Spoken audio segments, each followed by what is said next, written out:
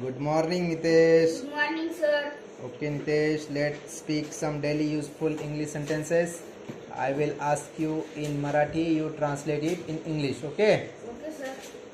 काल तुम्ही उशीर का केला होता? Why were you late yesterday? Very good.